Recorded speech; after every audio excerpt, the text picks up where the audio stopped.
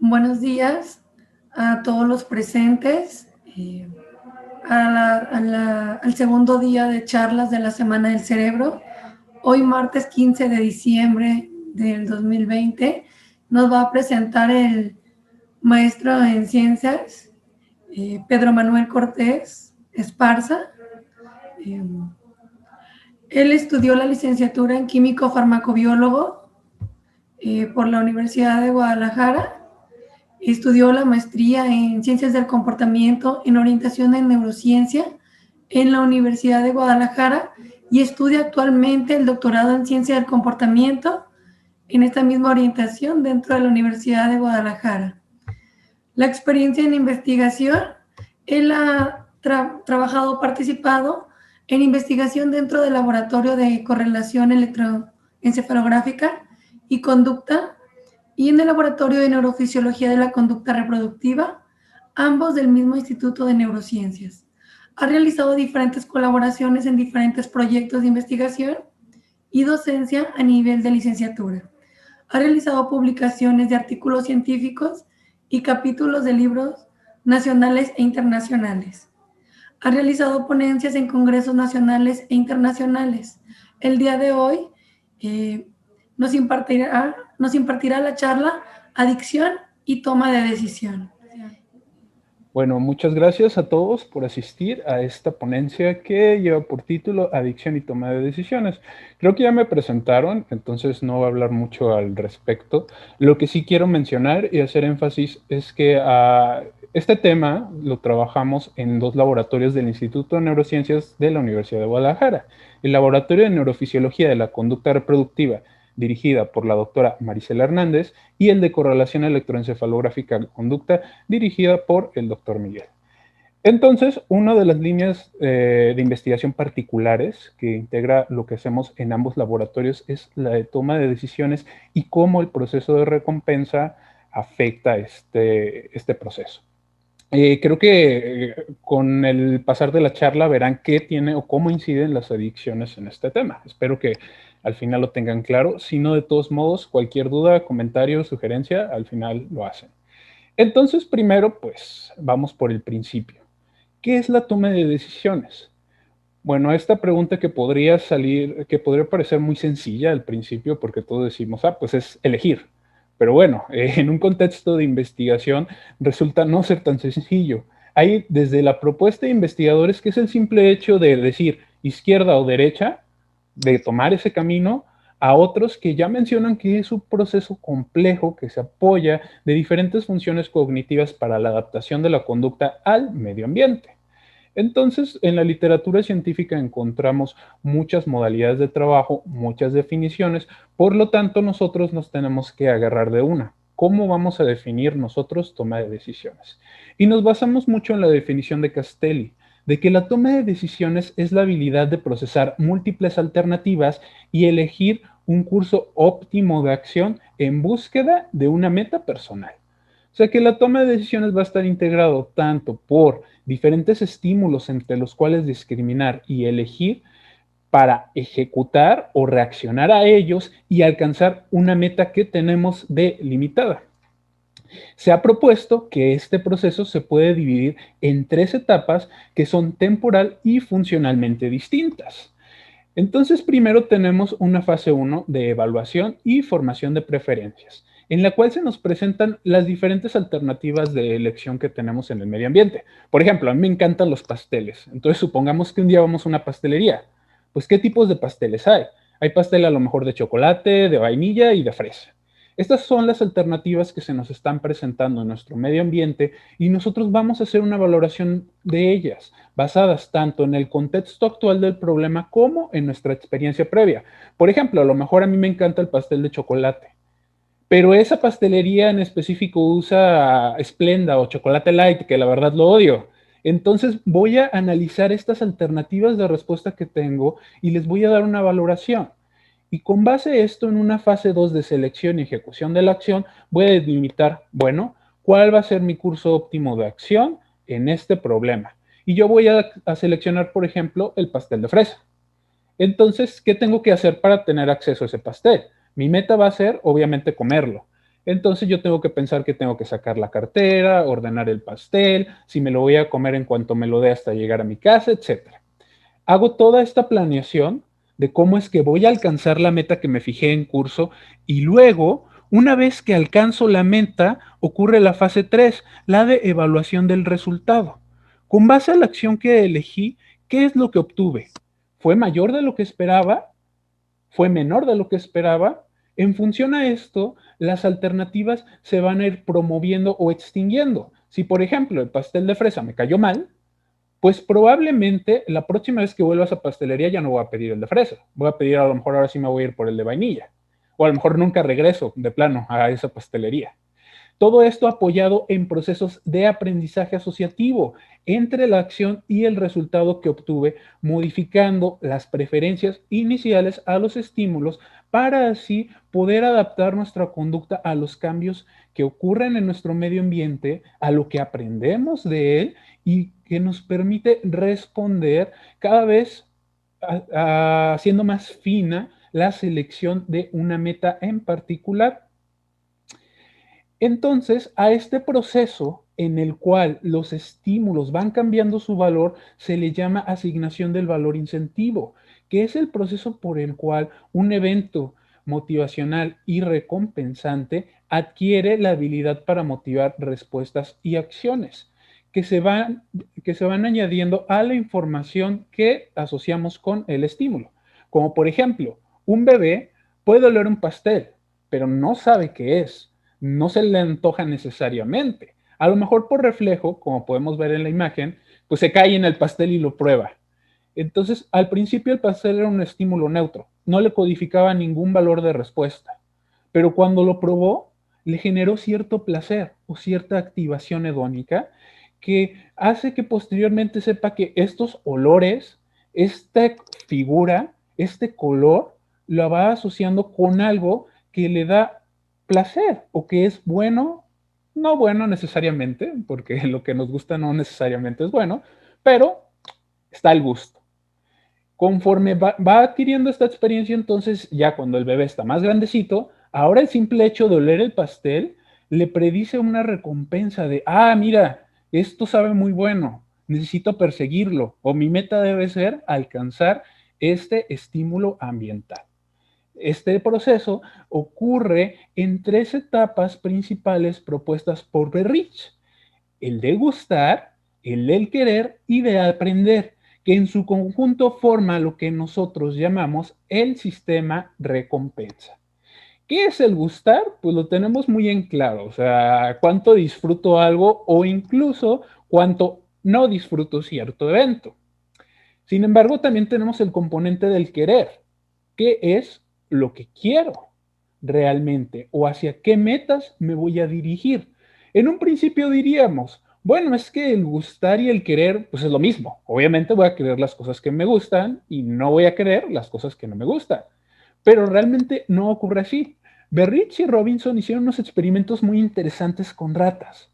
A estas ratas les dieron dos sustancias, una que era apetecible y una no apetecible. Y lo que midieron que hacían estas ratitas fue las expresiones faciales. Cuando una rata consume una sustancia que le gusta, se relame los bigotes con las patitas, hace gesticulaciones, etcétera, que asocian los autores al concepto de gustar. Cuando algo no le gusta a la rata, tiene como fruncir la seña, digo, no me salen muy bien mis gestos ratas, pero va frunciendo, se retira del estímulo y hace gesticulaciones que los autores asocian al no gustar. Entonces tienes estas dos soluciones que les das a la rata y mides cuánto le gusta o disgusta una. Pero obviamente, si le dejas a la rata que tenga libre acceso a estas sustancias, va a tomar más de la solución que le gusta y la solución que no le gusta la va a ignorar.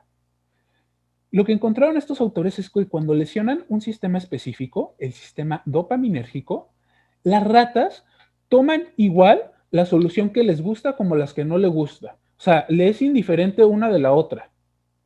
O sea, ahí dirías, ah, pues ya no detecta qué tanto les gusta o no. O sea, pues ya no sabe o ya no es capaz de distinguir los sabores. Pero no, las gesticulaciones siguieron iguales. O sea, las ratas seguían mostrando desagrado por la solución pues la que sabe feo, y seguía mostrando agrado por la solución que tenía sucrosa, en este caso, o sea, el azúcar. A las ratas, igual que a nosotros, les encantan las cosas dulces. Entonces, de ahí ya vemos que, o sea, puedo querer o no querer cosas independientemente de cuánto me gusten o no. Y además, esto está apoyado, el tercer componente, en el aprendizaje entre esas asociaciones, entre qué pasó con la solución, qué pasó con la información ambiental y cómo modifica mi búsqueda de estos estímulos. Entonces, Berrich y Robinson propone que estos tres componentes forman lo que nosotros conocemos con recompensa. Estamos por lo general acostumbrados a que una recompensa es un solo estímulo, es como mi recompensa va a ser el chocolate. Pero bueno, nosotros para el trabajo que realizamos en estos laboratorios, tomamos el proceso de recompensa como un todo, como la integración entre estos factores, que están mediados por dos sistemas de neurotransmisión específicos en el cerebro, principales, el sistema dopaminérgico y el opioide. ¿Qué es lo que pasa aquí? Por ejemplo, voy a dar mi caso. Cuando como una barra de chocolate, o sea, mi dulce favorito, en mi cerebro se liberan beta-endorfinas, que es lo que podemos ver en la terminal roja, axónica, que se liberan a interneuronas GABAérgicas. Las beta-endorfinas lo que hacen es inhibir la inhibición GABAérgica de las neuronas del área tegmental ventral. ¿Qué es lo que hace esto? Bueno, hace que el área tegmental ventral libere dopamina a diferentes estructuras del encéfalo, como el núcleo accumbens y la corteza prefrontal. Entonces, cuando yo tengo un estímulo que es placentero, esto codificado por la liberación de opioides o endorfinas, se libera dopamina del área tegmental ventral a otras estructuras, lo cual favorece la asociación entre las propiedades hedónicas y los estímulos ambientales que las ocasionaron. Entonces, podemos decir que los opioides o las endorfinas están asociados al concepto de gustar. Si algo no nos gusta, no vamos a liberar opioides. Cabe mencionar aquí algo muy interesante. También cuando algo nos duele o cuando algo nos resulta en exceso desagradable, también se liberan opioides. Por eso créanme que el dolor y el placer están muy de la mano. Pero si las cosas me resultan neutras, no se da esta liberación, no se activa el sistema dopaminérgico, que es el que los autores Berrich proponen, codifican el querer. ¿Hacia qué estímulos me voy a dirigir? Entonces, estos sistemas de neurotransmisión son los que inciden la gran cantidad, si no es que todas, las que conocemos como sustancias de abuso, ya sea asimilando el papel de los opioides y las endorfinas, facilitando la liberación de dopamina o directamente amplificando el efecto dopaminérgico, ya sea por la inhibición de la recaptura de dopamina o haciendo efectos agónicos, como agonistas dopaminérgicos. Entonces, lo que hacen las drogas de las sustancias de abuso es como hackear el sistema recompensa. Independientemente de lo que me gusta, independientemente de lo que aprendo de estos estímulos, yo lo quiero. Yo lo voy a perseguir. Y es lo que encontramos en etapas muy avanzadas de adicción. A las personas ya ni siquiera les resulta placentero el consumir la droga, pero lo siguen buscando, independientemente de cómo han aprendido que su consumo les trae consecuencias aversivas, despidos, problemas legales, problemas con su familia, etc. Ya no importa ni el gustar ni el aprendizaje, solo importa que lo quiero. ¿Y cómo voy a alcanzar esta meta que es consumir una sustancia en específico? Pero ¿solamente nos hacemos adictos a sustancias? ¿O hay otra clase de estímulos ambientales que también pueden similar sus efectos? Como puede ser, por ejemplo, los juegos de azar, el hecho de robar cosas, o sea, la cleptomanía, el hecho de usar cubrebocas, como vemos en la imagen superior derecha, o incluso lo que algunos autores proponen, ya la adicción al Internet o al smartphone. ¿Qué pasa con estos estímulos? ¿También podemos hablar de adicción en estos casos? Esto es algo que ahorita actualmente es tema de debate muy importante de si existen las adicciones conductuales o solamente los procesos de adicción son fisiológicos. Incluso, ¿debemos de hablar de adicción o la terminología adecuada es la de dependencia a sustancias? Entonces, tratando de resolver esto o de esclarecer estas cuestiones, es donde podemos citar a dos organismos internacionales principales, la Organización Mundial de la Salud y la Asociación Americana de Psiquiatría. Cabe mencionar que si bien trabajan en conjunto y muchos de sus conceptos los comparten, cada una tiene objetivos diferentes. Mientras la Asociación Americana de Psiquiatría se dedica a la investigación y al tratamiento de los padecimientos mentales, la Organización Mundial de la Salud tiene objetivos más amplios y no solamente considera la salud del individuo, sino considera el bienestar social, lo cual ha generado que no se llegue a un consenso total sobre cómo trabajar el tema de adicciones. Pero vamos revisando un poco de este tema que es muy interesante, es donde se pone bueno el chisme, por así decirlo. Primero, vamos a hablar de lo que propone o qué habla al respecto la Asociación Americana de Psiquiatría en su representante, el DSM-5. Lo que nos dice el DSM-5 es que ten cuidado con el término que eliges para nombrar las cosas. ¿Por qué? Bueno, les voy a contar el chisme. Hay personas en la audiencia que se lo van a saber mejor que yo, pero a ver qué tal me sale el explicarles esto. Lo que pasa cuando estaban revisando el DSM-3, había dos grupos de personas que unos decían, debemos de decirle adicciones, otros decían, no, debe ser llamado dependencia. ¿Por qué no usar el término adicción? Defendían los que promovían la dependencia. Lo que pasa es que resulta peyorativo y va a alienizar a las personas que queremos ayudar. Entonces, no hay que decirle adicción, hay que usar un término más neutro llamado dependencia. Ah, pero lo que pasa es que el grupo que defendía el decirle adicción estaba compuesto por lo general en profesionales clínicos en el área de la salud. Y ellos decían, el problema que tenemos es que ya existe el término dependencia. La dependencia a sustancias hace referencia a una respuesta fisiológica normal, que es totalmente esperada y que decrece conforme pasa el tiempo. Cuando, por ejemplo, a un paciente se le administran opioides para el dolor, al momento que cesa su tratamiento, pues tu cuerpo estaba acostumbrado a recibir cierta cantidad de opioides, que de repente desaparecen. Entonces, esto se refleja en una sintomatología como aumento de la frecuencia cardíaca, insomnio, dilatación pupilar, etcétera, pero la mayoría de estas manifestaciones cesan a las 72 horas. Después de una semana sigues teniendo ciertos síntomas de abstinencia causados por la dependencia fisiológica, pero estos van bajando. Y no hace para nada referencia a lo que la asociación quería hablar con trastorno de dependencia, que es una serie de efectos en el comportamiento que lleva a la búsqueda exacerbada de sustancias. Entonces, por eso los profesionales de la salud decían, no, es que hay que decir la adicción, porque se nos van a confundir. A la hora de votar, ganó el término dependencia solamente por un voto y se quedó dependencia. ¿Pero qué creen que pasó? Pues en las escuelas, cuando los maestros estaban intentando enseñarle a los alumnos lo de dependencia, tenían que hablar de dos dependencias. Uno, la dependencia fisiológica, que es la que es normal y cabría de esperar, y otra, la dependencia como un trastorno. Entonces generaba mucha confusión en los profesionales de la salud y sobre todo cuando se tenía que tratar a pacientes con el uso de opioides. Hagan de cuenta que en el manual de uso decía genera dependencia, pero se hacía referencia a la dependencia fisiológica. Pero por miedo a que, no, es que la dependencia es mala, va a hacer que mis pacientes tengan problemas conductuales, entonces les voy a bajar la dosis. Y pacientes con problemas de dolor crónico recibían dosis subóptimas de su tratamiento, repercutiendo en su salud en general. Entonces, las cosas no podían seguir así y se hizo una revisión de esto para el DSM-5.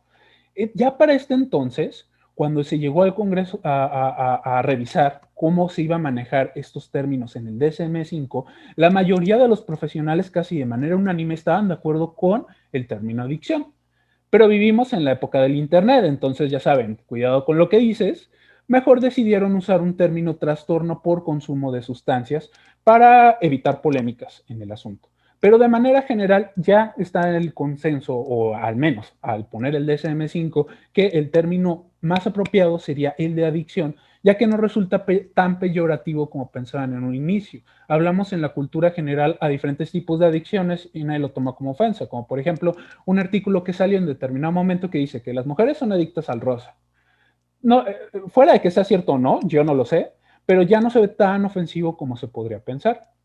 Pero bueno, volviendo al tema, ¿qué es lo que cambió del DSM-4 al DSM-5? En el DSM-4 se quitó primero el concepto de abuso de sustancias, que era un estado intermedio entre el uso y la adicción, pero no estaba fundamentado en nada científico. Entonces, quitaron lo de abuso, fuera parte del trastorno del consumo de sustancias, y luego añadieron todo lo de dependencia a esta evaluación.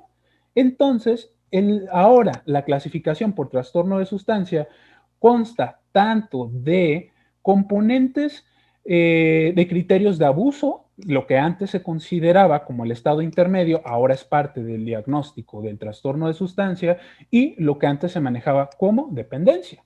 Y estos trastornos relacionados con sustancias incluyen diferentes sustancias psicoactivas como el alcohol, la cafeína, el cannabis, alucinógenos, etcétera, y una muy particular, el juego patológico que se conocía, o la ludopatía, que entra dentro de la pequeña subíndice de trastornos adictivos, que solamente incluye esto, el juego. ¿Pero por qué el juego?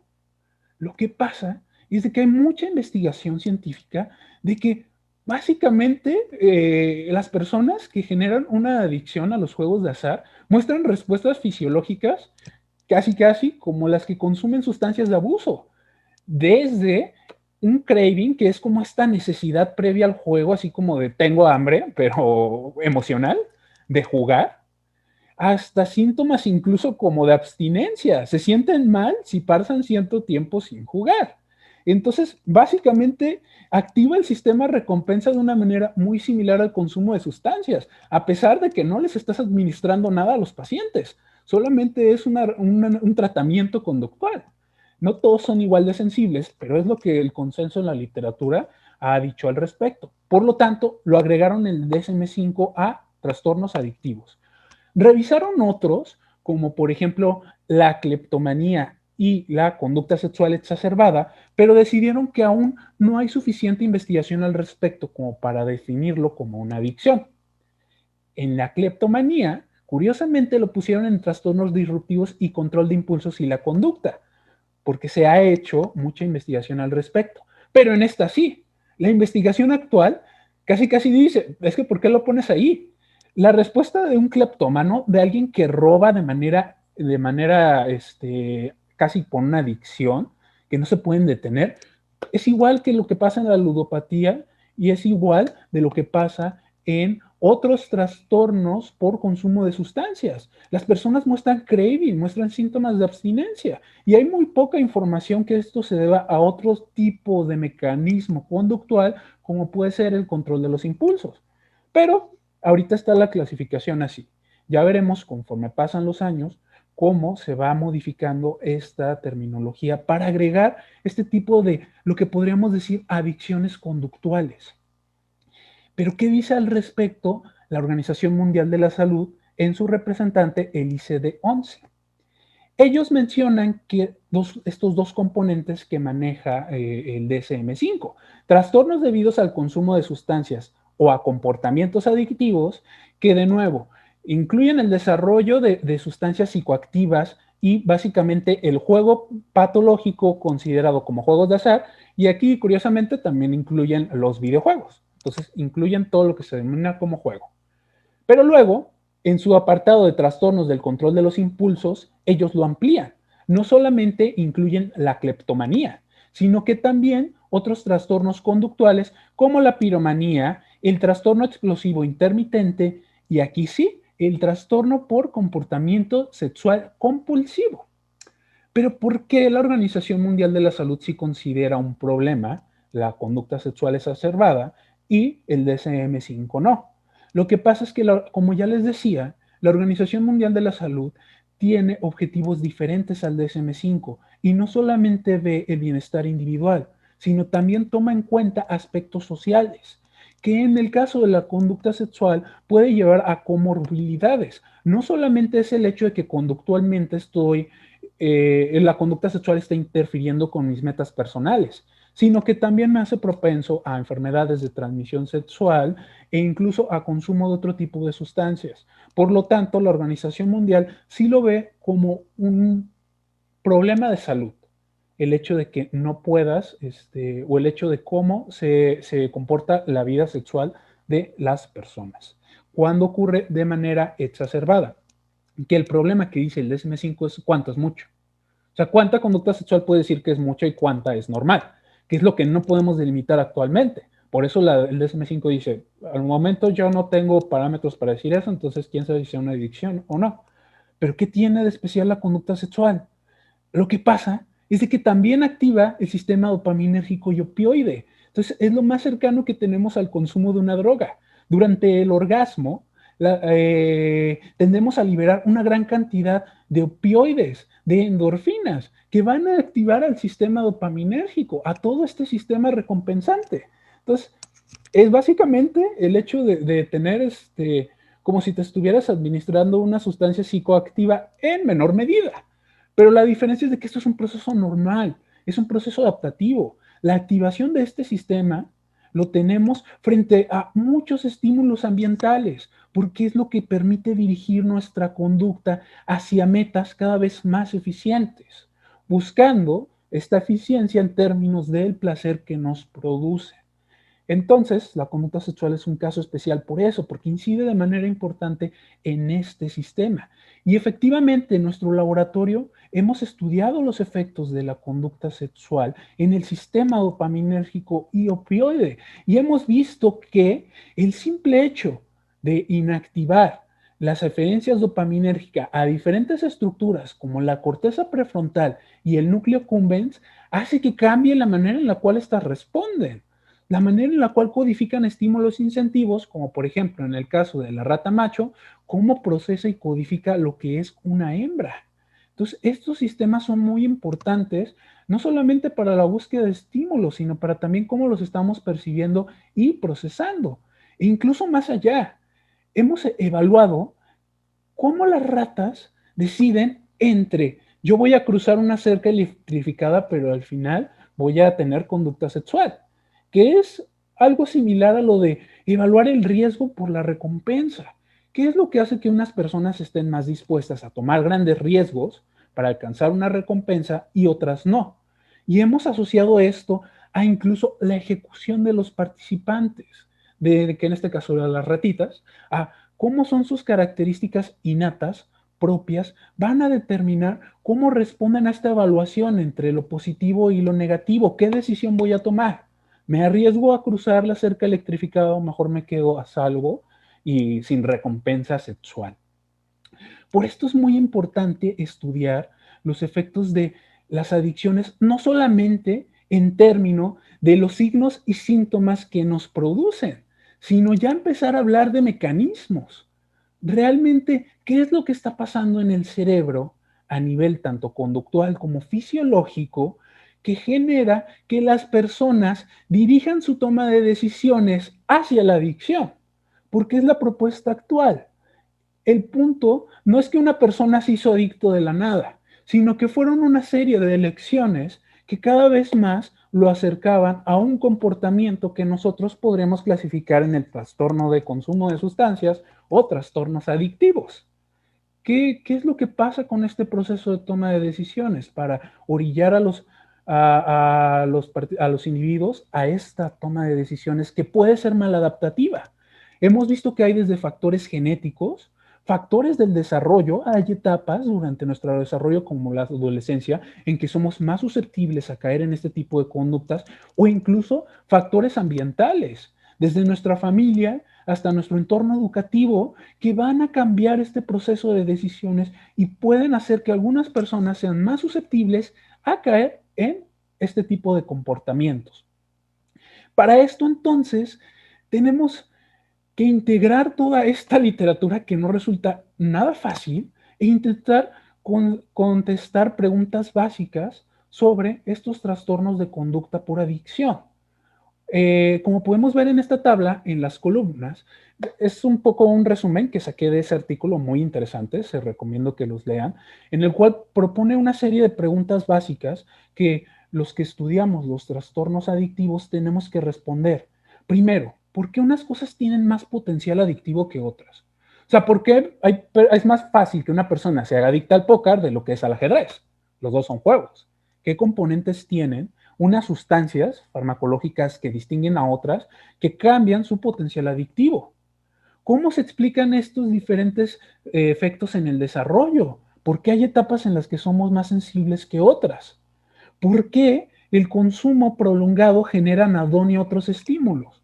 Se ha reportado que las personas ya en etapas avanzadas de adicción ya no obtienen placer de otras cosas. Solamente del consumo de la sustancia es lo único que de repente activa su sistema placentero, si es que lo llega a activar.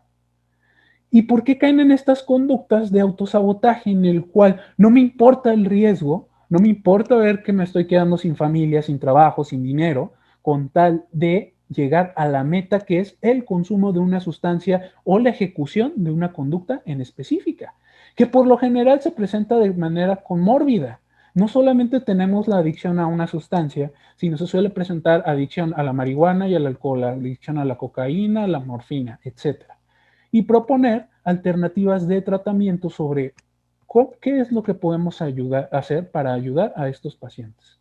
Entonces, en este marco de preguntas tenemos 4 tipos de teorías principales que tratan de contestar estas incógnitas. Las que más les he hablado ahorita son las basadas en la dopamina, en el cual estos trastornos afectan tanto el aprendizaje de estímulo-respuesta, cómo lo aprendo, el valor incentivo, qué tanto lo quiero, y el balance de los niveles de neurotransmisión dopaminérgico para poder adaptar mi conducta a las contingencias del medio ambiente. Pero no solamente existe este marco de trabajo, también hay otro llamado el lado oscuro de las adicciones, que habla de los procesos en contra. ¿Qué quiere decir esto? Al principio una persona busca su estímulo adictivo porque le genera placer, pero hay un proceso en contra, que es cuando dejo de recibir placer, hay un efecto negativo, me siento incómodo. Entonces, conforme avanza la adicción, ya no lo consumes por algo positivo o por algo placentero, lo consumes para evitar algo displacentero en el reforzamiento negativo. Y por esto es que se mantiene el proceso adictivo por mucho tiempo. Otro marco de trabajo es el de falla del autocontrol, que es donde cae la clasificación del DSM-5 y de la Organización Mundial de la Salud para las adicciones conductuales, que habla de depleción de recursos de autocontrol, de control inhibitorio o una disregulación emocional. Cómo controlamos las emociones o la afectividad que nos producen estos estímulos ambientales. Además, existe el modelo enfocado en la toma de decisiones per se, que basa en su principio de teorías de dual de competencia, que tenemos un componente en frío y uno de caliente de la toma de decisiones, que se ve disregulado en el caso de la adicción a simplemente irte a lo afectivo, a tomas de decisiones en caliente, en el momento. Y también hay otra teoría basada en la toma de decisiones que agrega a este componente dual de frío y caliente un tercer componente de marcador somático, que es cómo nuestro cuerpo hace señales que codifican la respuesta a la droga. Entonces, todos estos diferentes marcos de trabajo, como pueden ver, ninguno acaba de responder todas las preguntas y a lo mejor ninguno las va a hacer. Necesitamos una visión integral de todo este tipo de teorías para poder unificar y entender las adicciones en la toma de decisiones. Pero es trabajo que se está haciendo. Todavía hay mucho que rascarle al tema, empezar a verlo no solamente de qué ocasiona, sino por qué se ocasiona, qué mecanismos conductuales, qué mecanismos en el desarrollo pueden afectar. Y empezar a reconocer que no solamente son las sustancias, sino también ciertos comportamientos, que potencialmente podemos hacernos adictos a cualquier cosa. Todo depende cómo se está activando nuestro sistema de recompensa, cómo se da el aprendizaje y cómo se da la valoración de los estímulos. Pero bueno, hay mucho trabajo que hacer al respecto. Les compartí casi una embarradita de lo poco que yo sé, pero espero que más o menos les quede un poco más en claro este tema de cómo interactúa la toma de decisiones con los procesos adictivos. Muchas gracias a todos los miembros de mi laboratorio, que aquí vemos algunos, ya hay un poquito más, pero de todos modos, muchas gracias a todos por su apoyo, a la doctora Marisela y al doctor Miguel, directores del laboratorio, como ya les mencioné, y muchas gracias, no sé si tengan alguna duda, comentario, igual les dejo, ahí está mi correo, por si me quieren enviar alguna duda por correo, comentario, es muy bien recibido. Muchas gracias. Muchísimas gracias, maestro Pedro Manuel Cortés Esparza, por su charla. Preguntarle a los asistentes si tienen alguna pregunta que quisieran realizarle al maestro sobre el tema, o si la quieren escribir vía chat para realizarla. Maestro, ¿nos podría ayudar poniendo su correo en el chat por si hay alguien que tenga interés más sobre el tema? Sí. Muchísimas gracias. Profe, yo tengo una duda. Adelante. Me gustaría saber si, por ejemplo, está unido pues el hecho del alcoholismo con ciertas emociones, con lo que es el enojo y eso, que como que vaya de la mano y que si se puede convertir en una adicción también eso, o sea, de ciertos comportamientos que se unen con el alcohol. Mira, primero, el cerebro trabaja en su conjunto, entonces, si alguien te está diciendo que no tiene nada que ver, es el principio de una mentira piadosa, porque sí, o sea, el cerebro no es como que tenga una parte y otra y trabajen por separado, están muy relacionados. Depende de la teoría, hay algunas que sí mencionan que los procesos adictivos afectan los componentes afectivos y el procesamiento emocional. De hecho, la Organización Mundial de la Salud, si recuerdan, en los trastornos de conducta adictiva mencionaba trastorno explosivo intermitente, que es cómo generas estos ataques de ira. O sea, que es de repente explota, Sí. no lo puedes controlar. Entonces, depende del marco de trabajo, podríamos decir que esto cae en el término de cómo ciertas conductas afectan las decisiones que tomamos.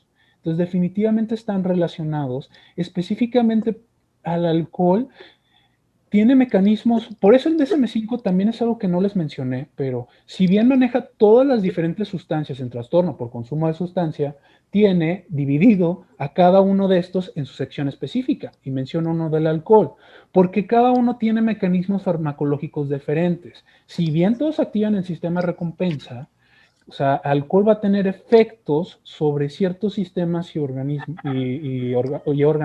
que no tienen otro tipo de sustancias. Entonces tienes que analizar cada una por separado. Y luego viene la respuesta, ahora sí que a la que nos tenemos que enfrentar todos. El huevo o la gallina. ¿Qué pasó? Estas personas con esta falta de control de impulsos son las más susceptibles al consumo de alcohol, o el alcohol las hizo más impulsivas. O sea, es una respuesta que buena pregunta. Muy complicado. O sea, ¿qué fue primero? O sea, el alcohol nada más las está desinhibiendo un poco, pero es una característica que tenían latente, o realmente el alcohol es el que lo está generando. Entonces, para contestar en concreto tu pregunta, sí se relacionan. Más detalle de esta relación es lo que todavía nos falta aclarar. Ok, súper bien, gracias. Maestro, yo tengo también una pregunta. Okay. Sí, si quieres, déjame contesto una del chat y luego te contesto a ti, ¿va? Ok. Sí, gracias. Una de las preguntas primero es el maestro Hugo Sierra, que agradece mucho su ponencia, y las preguntas que realiza es, ¿son las adicciones un comportamiento que depende de la influencia social y en qué medida sería? Sí, definitivamente el componente social es muy importante en el proceso adictivo, pero, de nuevo, los mecanismos son lo que todavía buscamos esclarecer. ¿Por qué? No estamos seguros si es un término de crianza, de cómo te enseñan de que ciertos estímulos a lo mejor no son tan nocivos y entonces tienes más facilidad o acceso a ellos, o es un tema de cómo te sensibilizas, de que siempre estoy viendo lo mismo, siempre estoy viendo lo mismo, siempre estoy viendo lo mismo. Llega un momento en el que por puro azar puedo hacer un aprendizaje asociativo, en que este estímulo me genera una recompensa, incluso aunque no lo haya consumido. Porque una característica que tenemos nosotros los primates, y todavía está en investigación en otras especies animales, es que aprendemos por observación. No solamente aprendemos experimentando algo, sino también viendo cómo la otra persona es recompensada o reforzada en ciertos paradigmas.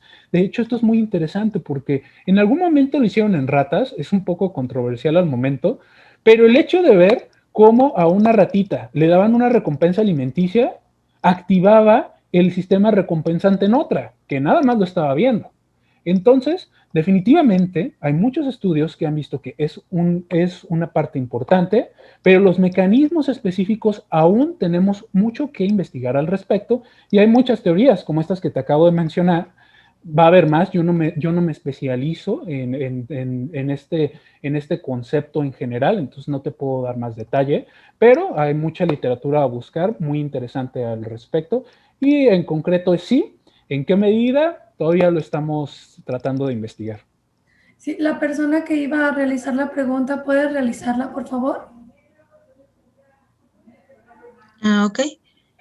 Una pregunta, maestro. ¿Es posible que, por ejemplo, en las adicciones bueno, a lo sexual que usted mencionó, es posible que también tenga mucho que ver la pornografía o que, por ejemplo, últimamente se ha como que promovido mucho, como que pues no pasa nada, ¿verdad? ¿Ha tenido también eso algo que ver? ¿Y hay una sugerencia para un posible tratamiento para ese tipo de personas?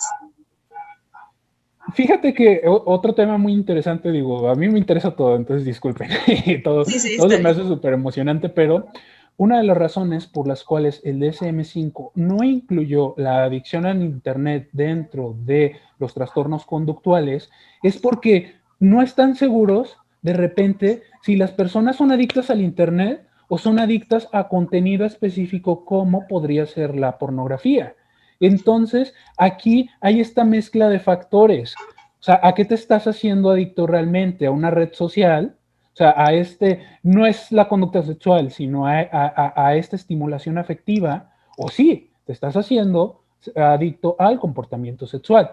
Sin embargo, es un tema de mucha controversia, ni siquiera nos ponemos de acuerdo en la conducta sexual, que es lo normal, ahora menos en el consumo de pornografía, es un poquito más complicado, pero hay muchos estudios, de repente son controversiales, de que, por ejemplo, las personas que tienen tendencias pedófilas o a incesto, de repente muestran mayores índices de pornografía. O sea, ven más videos eróticos en el Internet, pasan más tiempo.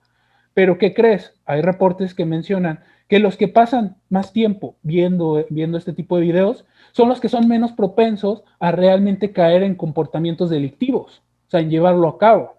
O sea, les sirve como una especie de me ventilo, me desahogo, o realmente es que estas personas nunca lo iban a hacer, solamente es una modalidad de expresión. No significa esto que realmente quieran cometer esta clase de crímenes o que realmente en un contexto real los pueden llevar a cabo. Entonces, de nuevo, la respuesta, como perdonen que les diga casi, les tengo más dudas que respuesta por la mayoría de los temas, pero es que es parte de investigar el comportamiento humano que es muy complejo. O sea, cada persona es única y irrepetible. Entonces, imagínense hacer una teoría que funcione para todo. Es por eso que nos apasionan mucho las neurociencias, porque es como armar un rompecabezas gigante que vamos a encontrar componentes que son generalizables a todos, pero también hay cuestiones que me hacen a mí Pedro, que no son manejables en otra persona y que no van a afectar de la misma manera. Pero estamos haciendo investigación al respecto y en concreto, sí te puedes hacer adicto al consumo de pornografía. No sabemos si es por el consumo de Internet o solamente algo específico de la pornografía, pero el problema es de que no hay alternativas de tratamiento porque no definimos si es un mal o no, si es bueno que lo consuman o es malo. No podemos caer en esto. Si alguien tiene el interés particular de decir, yo quiero dejar la pornografía, pero no puedo, ahí sí es una conducta que se busca atención con un psicoterapeuta y ver qué alternativas de respuesta tienen para esta clase de personas. Maestro, algunas otras preguntas, Gracias. algunas felicitaciones. Una de las preguntas es de Aimee Cervantes Gómez, que nos dice, genéticamente, si eres hijo de un adicto, ¿eres más propenso a tener esa misma adicción o solo a tener cualquier adicción o a ninguna de las dos? Hay ciertos genes que se han relacionado con una mayor activación del sistema recompensa. Entonces, para estos casos específicos, sí se ha sugerido que es hereditable. No es que vayas a caer, pero eres más propenso o susceptible a caer en este tipo de comportamientos. También hay genes muy específicos como, por ejemplo, mayor susceptibilidad al alcohol, mayor susceptibilidad a los endocannabinoides, pero ya son cuestiones muy particulares. De nuevo, también ya hay genes que a todo el sistema de recompensa en general, o sea, ahí sí, a cualquier sustancia tienes mayor susceptibilidad a ser adictivo. Pero no en todos los casos, no todas las adicciones tienen un fundamento meramente genético ni atribuible a un gen en específico. Entonces, el hecho de que tus padres tengan trastornos de conducta por consumo de sustancias o otras conductas adictivas no significa que sea genético. Se tendría que ver el caso específico, pero se ha detectado casos familiares en la que sí hay mayor susceptibilidad a esta clase de efectos. Ok, gracias maestro. Nos comenta también Nora García López, nos dice, factores hormonales están asociados a iniciar tendencias adictivas. Esta razón puede ser causa del por qué la etapa de la adolescencia es tan susceptible a presentar estas conductas.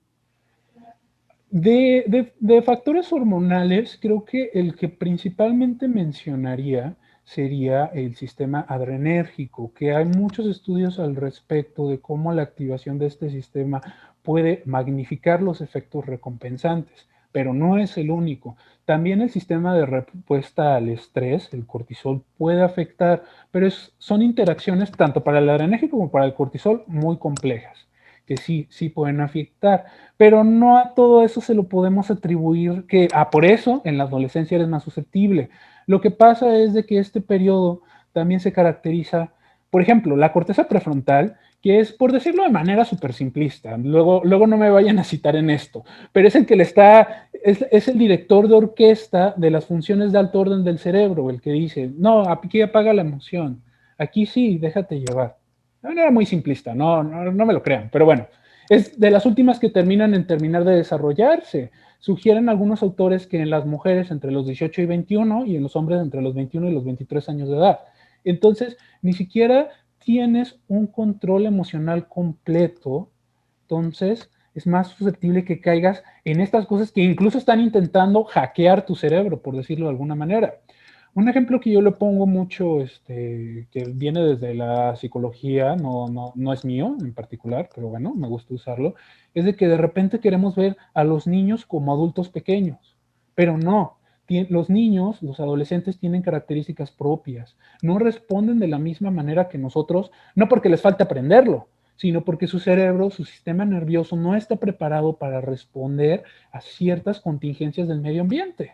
Entonces necesitan madurar.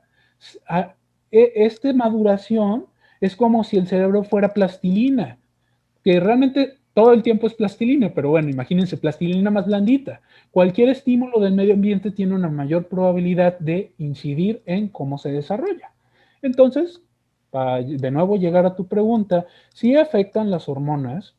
No me he metido mucho como para darte detalles más específicos de los mecanismos, pero bueno, o sea, hay quien diría que los neurotransmisores pues, también son hormonas.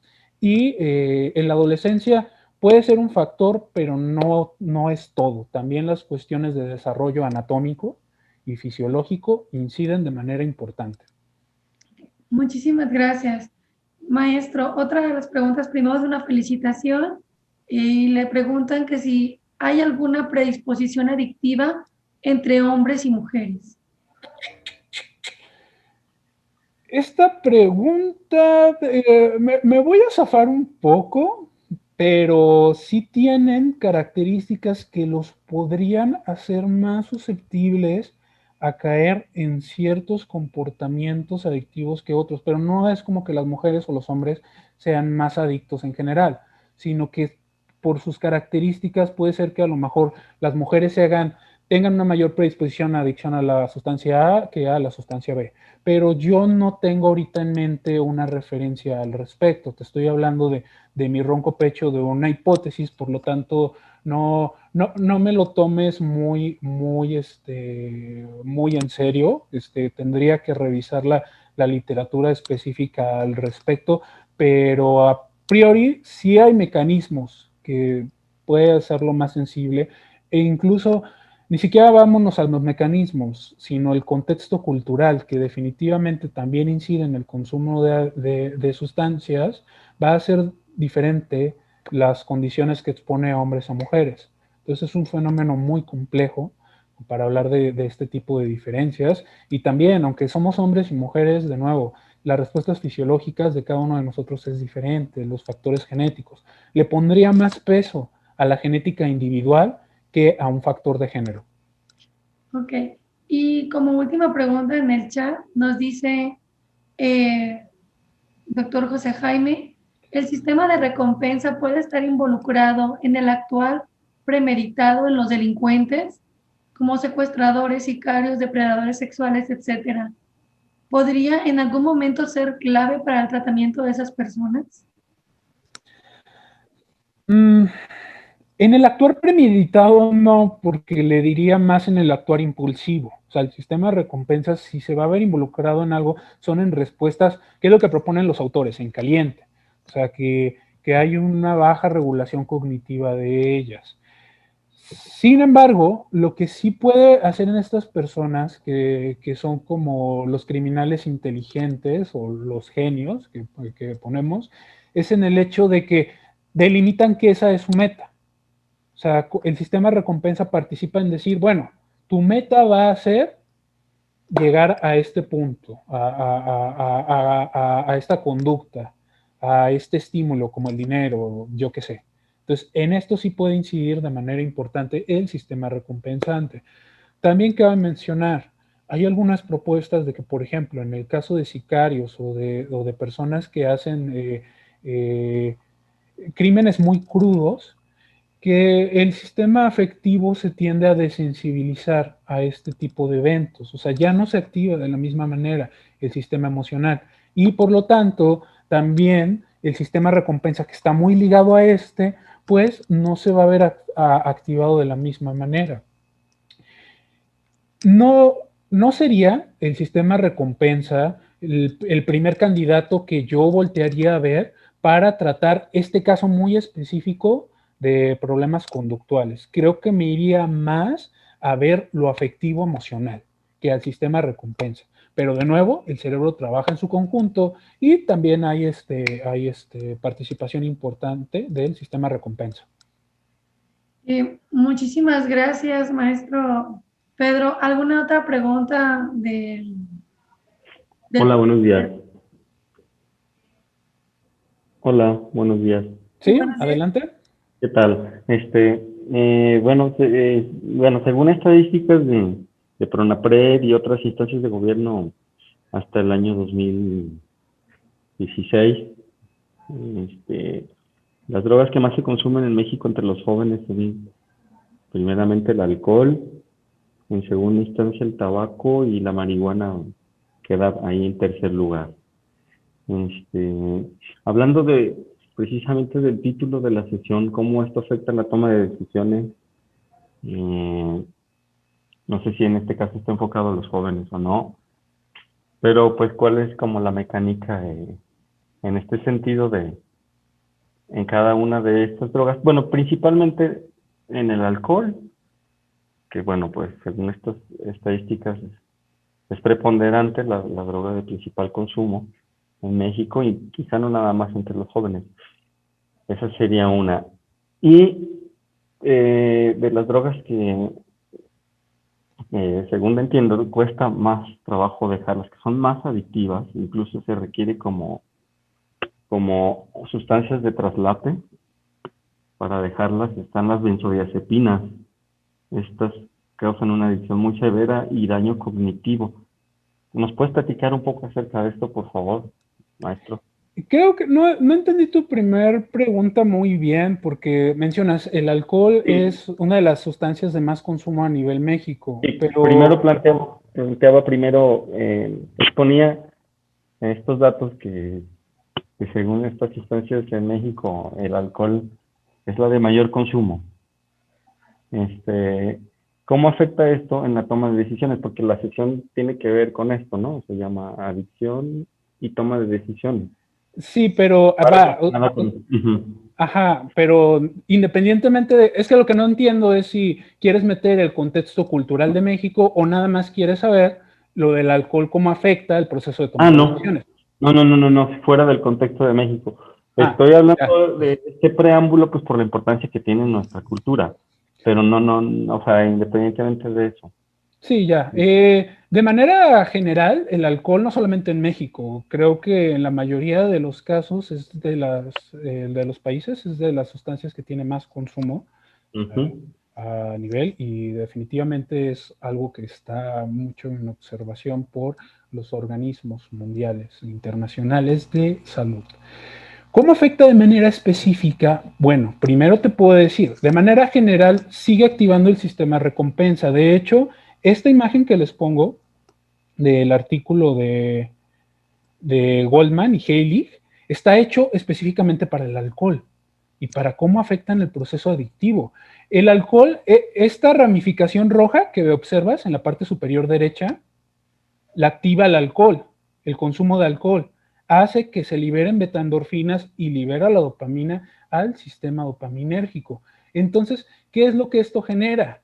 Que bueno, yo esta señalización la necesito para responder a diferentes estímulos del medio ambiente y dirigir mi meta, a lo mejor yo quiero bajar de peso, entonces en lugar de comer chocolates que me encantan, me dirijo al gimnasio. Conforme obtengo la recompensa que es hacer ejercicio, el sistema dopaminérgico va favoreciendo esta elección. ¿Qué es lo que pasa en el tema del alcohol? El alcohol se salta estas barreras cognitivas, por decirlo de alguna manera, no es la terminología más apropiada, pero para ejemplificar, y directamente va y activa el sistema dopaminérgico. Entonces, ya no me importa lo que tú creas que quieres o incluso lo que te guste realmente, qué tan palatable te resulte el alcohol. Yo voy a hacer que lo busques, que como les puse en esta diapositiva, aquí, que lo quieras. Ya no me importa cómo, qué tan placentero o displacentero es, ni qué has aprendido, de qué problemas te puede traer. Simplemente lo vas a buscar y vas a alcanzar esta meta. Entonces, en la toma de decisiones, si recuerdan, lo importante es la meta que estás persiguiendo. La meta para estas personas se convierte muy preponderante en el consumo de alcohol. Entonces, sus decisiones giran en torno a este. Además de esto, el alcohol tiene mecanismos fisiológicos específicos que algunos autores proponen inciden en otras funciones cognitivas, como la memoria y la atención. Entonces, ya no solamente se convierte en cómo se activa el sistema de recompensa, sino también cómo se pueden afectar otras funciones cognitivas, ya en un consumo muy crónico de alcohol, o sea, ya estamos hablando de procesos de intoxicación reales, que puede, por ejemplo, la amnesia de Korsakoff, uno de los trastornos específicos para el consumo de alcohol, que pudieran incidir en el desarrollo de este proceso adictivo, en específico el del alcohol. Así, con todas las sustancias, tienen su proceso que, bueno, va a hacer que hay algunas sustancias que tienen mayor facilidad de activar este sistema que otras, este sistema dopaminérgico y opioide, que otras. Entonces, es más factible que yo me haga adicto a lo mejor a un tipo de sustancia, al alcohol, por ejemplo, de lo que me puedo hacer adicto a una aspirina, por la facilidad que tienen de incidir en este sistema. Y de nuevo, no solamente sustancias, hay conductas que por alguna razón, o sea, que es lo que estamos tratando de investigar, su mecanismo de ejecución activan mucho el sistema recompensante, como por ejemplo los juegos de apuesta. Activan de manera exacerbada este sistema dopaminérgico y opioide. Y no porque te estés inyectando algo o porque haya algo que active esta red roja directamente, sino porque al momento de ejecutarlo es por así decirlo, tiene un efecto muy específico sobre tu cerebro. Es como un cheat code, o sea, como cuando en los videojuegos metes un código especial, entonces activar sistema de recompensa y hace que las personas sean más susceptibles a caer en esta clase de trastornos de conducta. Pero de nuevo, no significa que ya vas a caer si juegas una vez juegos de apuesta, no. Tienen que ver una serie de factores, como ya les decía, tanto genéticos, de desarrollo, conductuales, que van a determinar si la persona puede caer o no.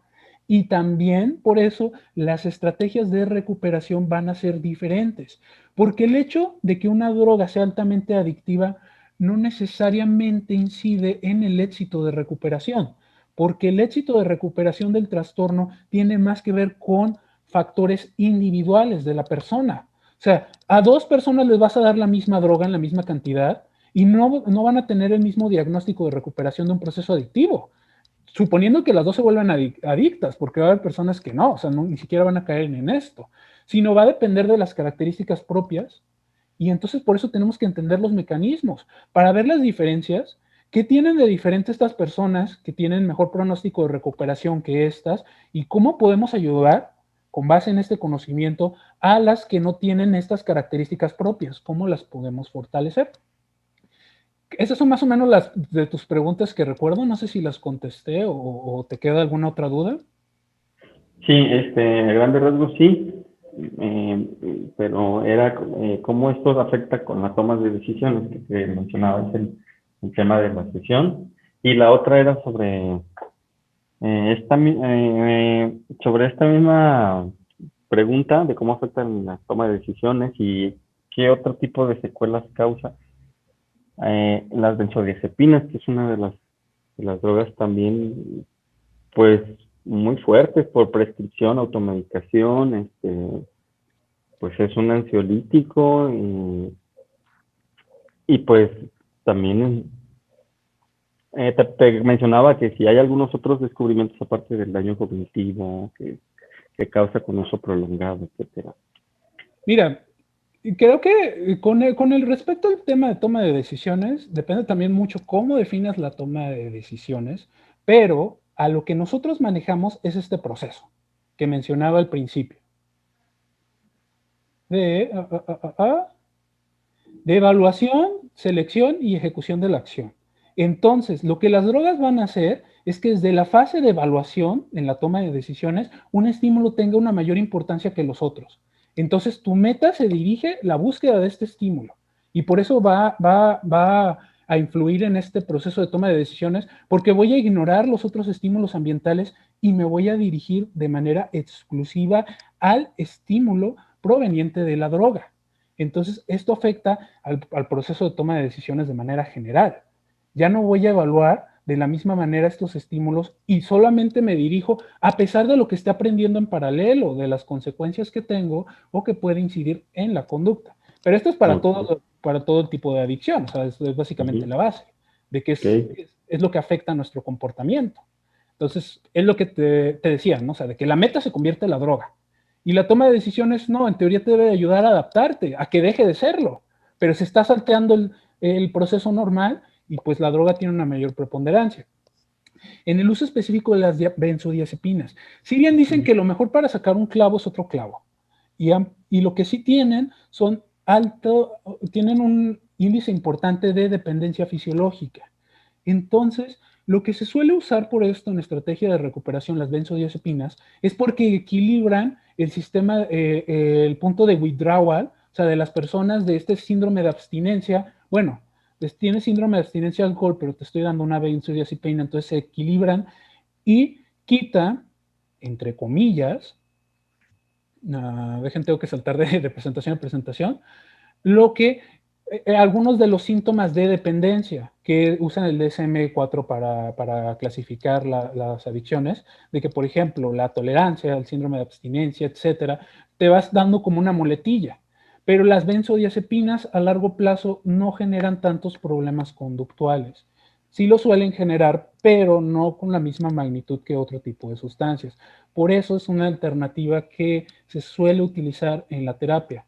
Yo no he leído más a detalle el tema como para poderte profundizar más entre si el uso de benzodiazepinas es la panacea universal. yo creería que no hay que, o sea, algo muy importante.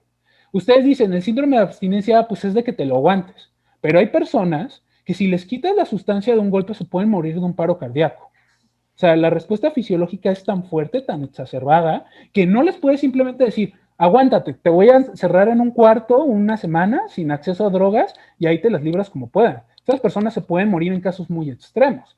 Entonces, sí se necesita ayuda farmacológica, pero no creo que en todos los casos sea la mejor estrategia. De nuevo, depende de las características individuales, por eso debemos de entender los mecanismos para ver qué estrategias podemos manejar. Depende de tu característica propia.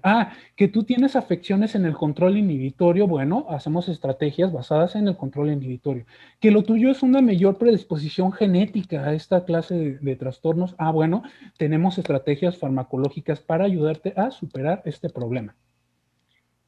Muchas gracias, maestro. Como última pregunta que encontramos ahorita en el chat. Gracias.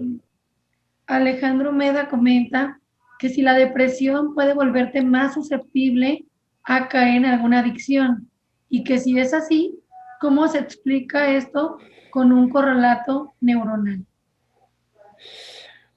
Sí, la depresión puede incidir en el proceso recompensa, por lo tanto, puede incidir en que caigas en un proceso adictivo, pero sí es un tema en el cual no tengo una respuesta más a detalle de esto. Nosotros en el laboratorio de correlación electroencefalográfica y conducta, uno de los criterios importantes que tenemos antes de registrar la actividad eléctrica de las personas es si tienen depresión o ansiedad. ¿Por qué? Estas cambian la manera en la cual responde tu cerebro. En términos simplemente de actividad eléctrica en bruta. O sea, depende de si estás por un trastorno de depresión o ansiedad en respuesta al estrés, va a cambiar la manera en la cual tu cerebro está respondiendo al medio ambiente. Entonces, por ende, va a afectar la toma de decisiones, aunque no sea por parte de adicción, por ejemplo. O sea, vas a tomar decisiones de manera diferente. Y de nuevo, el paradigma actual está en esto. ¿Cómo tomamos decisiones hacia la adicción? O sea, es la relación entre el tema, de que va a ser una serie de decisiones que tomamos que nos va a llevar a un proceso adictivo, del que luego va a afectar nuestro proceso de toma de decisiones y se vuelve un ciclo vicioso, del cual para algunas personas es muy difícil salir. Entonces, si la depresión ya está afectando nuestro proceso de toma de decisiones, puede hacernos más propenso a caer en este tipo de comportamientos. Además de que cambian los niveles de ciertas hormonas. Pero ya más a detalle de cómo se explica en un correlato específico neural, para decirte, ¿sabes qué? Esta estructura, como por ejemplo la ínsula, está afectada en las personas con depresión y por lo tanto las hace más susceptibles a un trastorno adictivo. No te puedo decir a detalle porque la verdad no lo he investigado, pero es lo que te puedo decir de manera general de la depresión y la ansiedad. Muchísimas gracias, maestro. Si no hubiera ninguna otra pregunta del público presente, quisiera agradecerle al maestro Pedro Manuel Cortés Esparza por su participación y agradecerles a todos al acompañarnos en esta primera charla del martes 15 de diciembre.